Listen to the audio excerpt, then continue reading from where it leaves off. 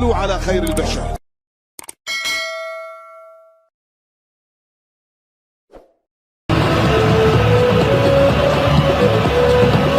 شكرا للزميل طارق الحماد. أصدقائي المشاهدين متتبع البين سبورتس، أهلا وسهلا ومرحبا بكم. هذا هو استاد المباراة هنا في مركب مولاي عبد الله، هنا في الرباط، مباراة القطبين، النهائي الافريقي المنتظر المرتقب للاندر 23 او اليو23 بين المغرب ومصر. الرهان الافريقي هنا في الرباط من اجل اللقب القاري والزعامة الافريقية بعد ان ضمن الصعود الى اولمبياد باريس. الكاس جاء بها جي اوكوشا، نجم الكرة الافريقية والعالمية، لاعب سابق في باريس سان جيرمان، السوبر جرين جيرس نيجيريا. لحظات وتنطلق القمة، صارت الابطال لمن البطولة؟ هل تعود بها مصر للقاهرة وتحتفظ بالتاج ام يختفها المنتخب المغربي للمرة الاولى في التاريخ؟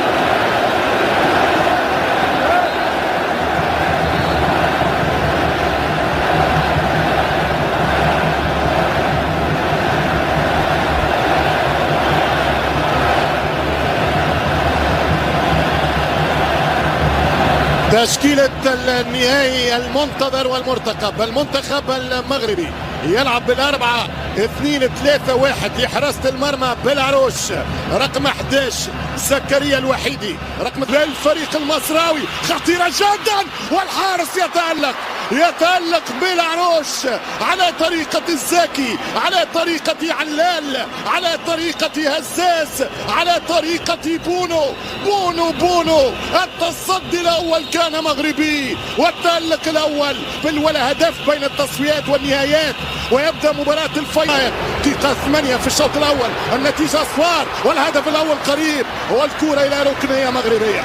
ركنية إبراهيم عادل الكابيتان، والتسديد جول. عالمي يا مصري، عالمي حتى له من طنجة، مش ممكن جول عالمي للمنتخب المصري. 1-0. هو شحاتة، هو محمد شحاتة. هل هو شحاتة 17 ومحمود صابر السبعة؟ عودي الصورة، اعطيني الكورة، هات الفرجة، كورة في دورة ودورة في لفة، وروجيريو راسه تلف من اجل اللقب في افريقيا.